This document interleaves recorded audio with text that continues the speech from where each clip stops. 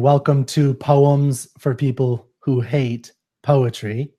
Today we're going to talk about William Blake's The Tyger and how a poet approaches explaining and understanding the famous philosophical conundrum, the problem of evil. Now, if you don't know the problem of evil, essentially it says that if there is an all-knowing, all-powerful, all-benevolent God, how can he allow evil, suffering to exist? And there's a lot of different arguments. This has been an argument in philosophy for thousands of years, since the ancient Greeks, and hundreds of philosophers have put in their 2 cents over the years. And, but what we're going to focus on is not the actual argument per se. What I really want to showcase today is how philosophers, or how a particular way of looking at the world would approach this issue, and then how a romantic poet, William Blake, approaches the same exact idea.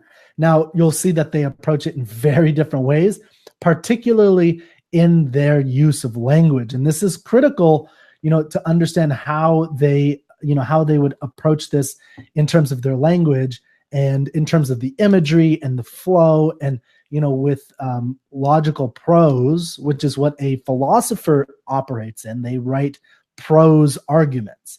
This is logically dictated, where there's an opening sentence, you're providing evidence, and so on and so forth. Whereas a poet would use the connotations, denotations, metaphors, and analogies. They'd use meter and rhythm and rhyme, and also classic allegories to kind of help you see and feel what they're trying to experience. Now, I'm not trying to argue poetry is superior than philosophy in explaining a philosophical argument. I'm not trying to explain that philosophy is greater than poetry in trying to explain a particular philosophical or any type of argument. What I'm trying to say is that there are different ways of viewing the world. Poetry is a specialized way of viewing the world. Playing the violin it gives you a certain view of an emotion, or a certain experience of an emotion, that you cannot experience any other way, which is why no matter who you are, whether you're a business person, a salesperson, a marketer, whether you're a philosopher, an academic, a scientist, or a poet, a literary, a movie maker, a plumber, doesn't matter what you do, you should have different experiences in the world and different ways of looking at the world, and that will help you have a more full life. Okay, so as you see, I have this picture of a tiger attack up, but we'll talk about that in a second. Let me give you first just 2 famous philosophers on the problem of evil. So 2 famous philosophers and how they describe the problem of evil. So here's the Epicurean paradox. Is God willing to prevent evil but not able? Then he is not omnipotent. Is he able but not willing? Then he is malevolent. I mean, he's evil then. Is he both able and willing? Then whence cometh evil? Is he neither able nor willing? Then why call him God? Then why call him God if he's not willing or able to stop this problem, this suffering, right? Now, we're not talking, by the way, let me be clear on the evil. When they talk about this, the problem of evil, they're not usually talking about, a man like Jordan Peterson often talks about, like Cain and Abel, where Cain is doing something bad, or even, Cain is not sacrificing properly, is how Dr. Jordan Peterson talks about it. And so he's punished, and therefore he gets mad, and he punishes and kills Abel. And so there's this like malevolence, this evil that comes into play. We're talking about, why would a young child perish from a disease that is, consumes his body and makes him suffer? Like a 4-year-old who did nothing wrong. So there's like problems in the problem of suffering that this sacrifice thing that Jordan Peterson talks about does not account for. Why is there suffering among the innocent? Or why would a good person who sacrifices properly still suffer immensely? And this is something that Jordan Peterson cannot answer, and nobody can really answer. That's not true. There are arguments for it. We're not going to talk too much about that because this is not a discussion about the problem of evil. It's more about the different ways that a philosopher and a poet would approach it. But you need to understand a little bit of the background here. So this is the argument that they're making. Whatever counter argument you want to have, that's fine. But this is the argument that they're making, is that there's this malevolent creature up in the sky, or he doesn't exist, or why would we call this force of nature even a force of nature that's above human existence? Like, this is a problem if we're looking at it from that perspective. So that's the second one, is he God, willing to prevent it but not able? Then he is impotent. Is he able but not willing? That's actually David Hume. So I mixed that up. The first one was Epicurean. Is God willing to prevent evil but not able? Then he is omnipotent. Okay, anyway, so God's power, we allow, is infinite. Whatever he wills is executed, but neither man nor any other animal are happy. Therefore, he does not will their happiness. His wisdom is infinite. He is never mistaken in choosing the means to any end, but the course of nature tends not to human or animal felicity. Therefore, it is not established for that purpose. Through the whole compass of human knowledge, there are no inferences more certain and infallible than these. In what respect, then, do his benevolence and mercy resemble the benevolence and mercy of men? So, this is arguing against that God's power is infinite. Because if he is infinite, why whatever he wills is executed? But why are we unhappy? Neither animal or man, he's saying, is unhappy. So this is a different way of approaching the problem of evil. This is David Hume again. Neither man nor any other animal are happy. Therefore, he does not will their happiness. His wisdom is infinite. He is never mistaken. So this is a different way of approaching the problem of evil. Okay. So below is a poet's take on the problem of evil. And this is the poem, The Tyger by William Blake. But when we go into the Tyger poem, I want to approach it first by having you understand the issue that we face when we're reading this poem particularly, but any poem, and that's the problem of context. So you really need to try to put yourself into the shoes of this is written in or published, I believe, in 1794. So we'll talk a little bit about the publishing of this poem and related poems from William Blake in a moment. But this poem is published 1794. So this is the beginning. The Industrial Revolution has been going on for a while, and the Romantic movement, as I've talked about before, is kind of a reaction, an emotional reaction by some of the great poets and poets of that time and literary writers like Victor Hugo, who were kind of railing and sad against what they saw as the encroachment of civilization into their society, into their world. And, it's not a coincidence that William Blake was not in poverty. He did not come from poverty, so he doesn't even understand that. But this is still kind of the reaction of what the Romantics were against. The Tyger, so you have to put yourself in their shoes. And the Tyger represents, for William Blake, this force of evil and destructiveness. Or it's not even evil in the way we might think of it. It's think of it as like a devil, I guess would be a better way of looking at it. It's similar to the snake that destroys us, except the Tyger is a much more clear example than a snake. Like a snake can slither in your bed, and this was a common occurrence throughout all of history, where a snake could get into your bed. Because remember, we don't have civil bulldozers knocking over their habitats. Man has lived in more conjunction with animals pre-industrial revolution than after the industrial revolution. And for better or worse, this is just what has happened. But in this case, William Blake is using the fear and terror of tigers to understand to give his kind of explanation or viewpoint on the problem of evil. So you have to put yourself in the mindset of someone who has a visceral fear of tigers. That it's in, if you were to see a tiger, even in a village in 1789, 1794, that would be terrifying. Today it would be scary, but we know that right around the corner have got to be men with guns who will put that tiger down if that were to ever happen. You know, when a tiger got loose not too long ago, I think it was in Ohio or something, they shot that sucker as quickly as possible. And, you know, here, though, it's a lot more difficult to do that when you're living in a more primitive society. So throughout history, you know, we've had a terrible fear of tigers and boars and lions, you know, because we could be killed by them. Especially, you know, obviously if you're living in an area without those creatures, you're not afraid of those creatures. But there was always some creature that we would be afraid of. Okay. Now, as civilization kind of improved, we were able to fend off tigers and lions and bad creatures. And this is the same thing with natural phenomena such as floods. We got better at building dams and dikes and things of that nature to protect ourselves. But the point of for most of human history until recently, we did not have that luxury.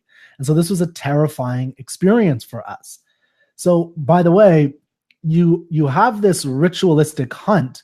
And if you've ever wondered where it came from, it's, you know, where the king will come down with all of his men and his dogs, and they will go hunt for, you know, a lot of times it would just be ritualistic. It would be like a tame tiger or a tame boar or something. And they would go out and they would hunt it. It would already be damaged or something. And then he would kill it. And then it would be like this big heroic feat. But that is symbolic of the protection of the human leader against the savage barbarism that is right beyond the gate. And this is the royal hunt has always been a famous and important part of civilization because it shows to the people under his rule that he is in charge and he is protecting them from this barbarous savagery that is right around the corner if they don't have him. And this goes back again thousands and thousands of years ago. One of the most famous myths in ancient Greek is the Caledonian boar hunt, which was a whole bunch of people, including a famous Amazon who would go out and they've hunted for this Caledonian boar that was killing all the people of this, or killing people in this tribe. And they needed to get all the heroes together to go out and kill this savage. And it was very difficult. And some of the heroes died. So the point is, you need to understand the fear that was prevalent in men and women of this era, that they were terrified of tigers, and rightfully so. And tigers in this poem is going to represent this just innate evil, right? They're not circus animals. They're not zoo animals. These are, if you see them, you got to kill them before they kill you. They're pure evil. It'd be like walking down the street and all of a sudden there's a tornado that pops up right in front of you. Like, obviously you wouldn't kill the tornado, but the point of the fact is that would be a dangerous, horrible thing. Okay. So as I always do, I'm going to read the tiger poem, and then we're going to, I'm going to read it all the way through.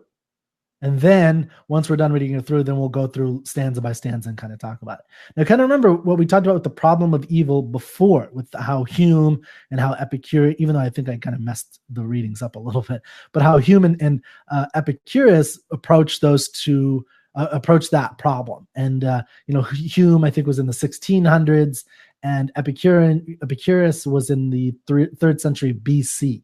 BCE, so before Christ. So separated by a long time, but they're still making fundamentally similar arguments. Okay, so you have that in your mind, and then also have the fear of tigers, how horrible and evil they are. They're not circus animals. Keep that in mind. Okay, The Tiger by William Blake. Tyger, Tyger, burning bright in the forests of the night, what immortal hand or eye could frame thy fearful symmetry? In what distant deeps or skies burnt the fire of thine eyes? On what wings dare he aspire? What the hand dare seize the fire? And what shoulder and what art could twist the sinews of thy heart? And when thy heart began to beat, what dread hand and what dread feet? What the hammer, what the chain, in what furnace was thy brain? What the anvil, what dread grasp dare its deadly terrors clasp? When the stars threw down their spears, and watered heaven with their tears? Did he smile his work to see?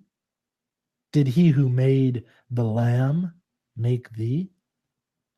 Tyger, Tyger, burning bright in the forests of the night, what immortal hand or eye dare frame thy fearful symmetry? Okay, so we start off with Tyger, Tyger, burning bright in the forests of the night. It almost sounds like a nursery rhyme, right? Tyger, Tyger, burning bright in the forests of the night. I mean, it sounds like something you could read to a child. And then that's not unintentional. You know, this is a warning to children to some degree, but it's also a question. He asks a lot of questions in this. So he's saying, here's this tiger burning bright. And we think of burning in this sense, think of Milton's hell, right? We're thinking about hell in this case. It's burning bright in the forests of the night. So you can see the burning eyes of this tiger that's, out there, that prepared to kill you at any moment. What immortal hand or eye could frame? So there's by the word could, and this is something I always make a point of in poetry. A good poem, every single word is important. The sound of it is important. Tyger, Tyger, burning bright in the forest. The fact that he's going after, the sound of a kind of innocent nursery tale is not irrelevant here. So sound is important. Words are important. Connotation is important. Denotation is important. Repetition is important. All of this is important in a poem. A great poem, unlike what a prose, prose, what we read with Hume and Epicurus, is different in that it's very limited. Like words and the definitions of words are important. The logic is important, but that's about it. Like the logic of the sentences, how they work together, and the denotation, those are important. Connotation is important, but not as important. Here in poetry, all the elements of language, the sound, the rhythm, the definitions, the emotions that they evoke are all critically important. And then the whole, WHOLE, is important because, as you'll notice, that the beginning and the end repeat, and that's not a coincidence. It's kind of, you have this beginning and this, it's kind of a circular argument that they're creating, except not circular in the negative sense of circular argument. Okay, so Tyger, Tyger, burning bright in the forest of the night. What? So now he asks the question: what immortal hand or eye? Right. So notice there's a difference. Well, that'll come later. Sorry. What immortal hand or eye could frame? So obviously, the thing that could frame, like you frame a house, the thing that could even come up with this symmetry, this fearful symmetry. Remember the images I showed him a second ago. If you're watching, if you're listening, then you can check it out on YouTube, Kirk J. Barbera. But the fearful imagery are these paintings that, that's, and the reality of that tiger. And just imagine if you saw a tiger in the jungle, like you would be dead, it'd be over and you'd be terrified. Could frame thy fearful symmetry. So what has that power? So again, he's going to ask a series of questions. In what distant deeps or skies, think about the heavens or hells, he's not saying which one. And in fact, his imagery has all been burning, right, so far. And here we go, fire. In what distant deeps or skies burnt the fire of thine eyes? On what wings dare he aspire? What the hand dare seize the fire? So he's using this dare, he's using wings. So we're getting angels, we're getting, I don't think he means pigeons in this case when he says wings. I think he's relating it to immortality. There's, William Blake is trying to conjure certain images. And so if you're a good reader, it doesn't matter if you're born in, if you're living in 2018 or 1794, you should, if you think for a moment, you can imagine that wings probably doesn't mean a dove. Now, maybe it does, but in the context of immortality, you don't have to be a born and raised a Christian to kind of be somewhat in the imagery of this. On what wings dare he aspire? What the hand dare seize the fire? What hand would dare seize the fire and create this monster? and be able to create this beast, right? Like this beast that can kill humans without a thought, without an inkling of, slowing down. It could just destroy you. And what shoulder and what art. So, when I think of this, I think of like the shoulder that a blacksmith would have to have. Like he'd have to have big forearms, a powerful shoulder, and then he'd have to have an art, right? He'd have to be, good at his craft. Art in this context means craft, I think. So, and what shoulder, powerful shoulder of a god, and what art could twist the sinews of thy heart. So, think of Hephaestus, I believe is the ancient Greek god of armor. Armoring, he was the god, blacksmith god, could twist the sinews of thy heart. And when your heart began to beat, what dread hand and what dread feet. So now he's talking about when you, Tyger, because remember this starts off with Tyger, Tyger, burning bright. He's talking about or to a tiger. Okay, what dread hand and what dread feet? What the hammer? What the chain? In what furnace was thy brain? So the poet is asking, where does this evil come from? Who would create an evil like this? In what hammer? What the hammer? What the chain? In what furnace was your brain?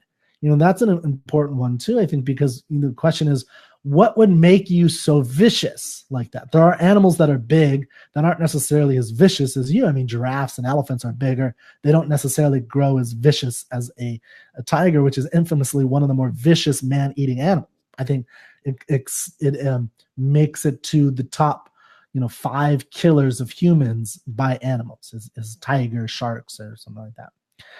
What the hammer, what the chain, in what furnace was thy brain? What the anvil? So we're getting all these blacksmith images. What dread grasp dare its deadly terrors clasp? Okay, when the stars threw down their spears and watered heaven with their tears, did he smile his work to see? So this is very important. This is where he's answering, in a sense, without answering. He's answering without answering. He's at least giving you a clue. Did he who made the lamb make thee? When the stars threw down their spears and watered heaven with their tears. So he's talking about the origin of, the universe now. Did he smile his work to see? Did he who made the lamb make thee? Now, there's a couple of ways we can take the lamb statement. So you can take it purely metaphorically, right? Or you can take it realistically. In terms of there's a tiger and there's a lamb. So did this all-knowing, all-benevolent God create the tiger and then create a lamb, this innocent creature that just to be eaten? Is that the purpose of it? Just to have this monster be able to eat a lamb? And then there's the more metaphorical statement is, if we think of the tiger as not just this evil or this destructive being, but as like destruction as such, did he who made evil and destruction and suffering also make the innocent that would be destroyed? And why would he do that, right? Did he smile his work to see? Was he happy to create a being that destroyed and a being to be destroyed? Why would they do that? Tyger, Tyger, burning bright in the forest of the night, what immortal hand or eye dare frame thy fearful symmetry? So I think this is how a poet, especially a great romantic poet, William Blake, approaches the problem of evil. He gives you metaphors, he gives you rhythm and rhyme, and he gives you a bunch of questions posed in such a manner as to kind of help you feel the problem of evil, rather than to give you a logical argument like we saw earlier, where we have something like, is God willing to prevent evil but not able? Then he is not omnipotent. Is he able but not willing? Then he is malevolent. Is he both able and willing? Then whence cometh evil? Where does it come from? Is he neither able nor willing? Then why call him God? So this also has a series of questions. Is he God willing to prevent evil but not able? Then he's impotent. And then, and then this one we have like a much more abstract. In the one by David Hume, we have a much more abstract view where God's power we allow is infinite. He's trying to make a whole argument whereas Epicurean paradox is all about these questions. How can we have these things and not understand and not criticize the God or even call him a God? And William Blake is not going that far and saying not a God, but he's opening the question about who could create a tiger and who could then simultaneously create the lamb to just be slaughtered, like a lamb to slaughter. Why would anybody or any creature or any supernatural being do that? Now, this one, The Tyger by Blake, is in the Songs of Experience, which was published in 1794. Now, before that, William Blake published the Songs of Innocence. So he published the Songs of Innocence in 1789 in London, or in Britain. I think he was just in England. I don't remember. I think he might have been in London. In 1789, that's the year of the French Revolution. 1794 is the year after the Reign of Terror. So the Reign of Terror is 1793, where you have all this brutal, killing of kings and beheadings, and you have the guillotine. Guillotine. You have the guillotine, and you just chopping off people's heads. And so there's part of what I think, now I don't know how relevant that is to what Blake is doing, but he definitely saw and read about these things. But what he is definitely trying to get at on some level, and that I think is important to understand, what he's trying to express is what he called showing the two contrary states of human nature. And so he's showing in the Songs of Innocence, which were released in 1789, a whole bunch of poems about very pastoral, very short poems about innocence and the consciousness of innocence. And, so we're talking, this is like original sin. Like, these are innocent children. These are pastoral songs of kids playing and things like that. And there's always a hint when you read them.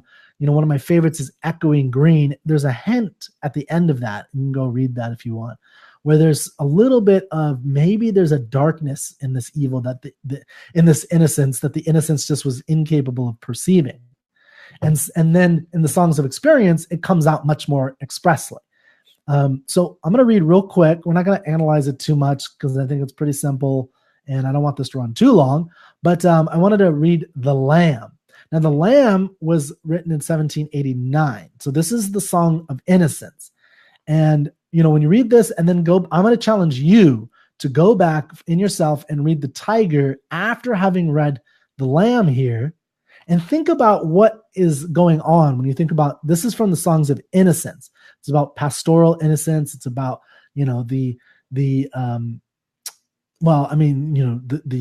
analogy of, or the metaphor for Jesus as a lamb, and it raises a question of why would God give us his son to be destroyed? Why would he create a monster that just destroys, and that's all that it seems to be good for? And then why also the lamb that just seems to be, needed for the destruction? It's designed for destruction. Why?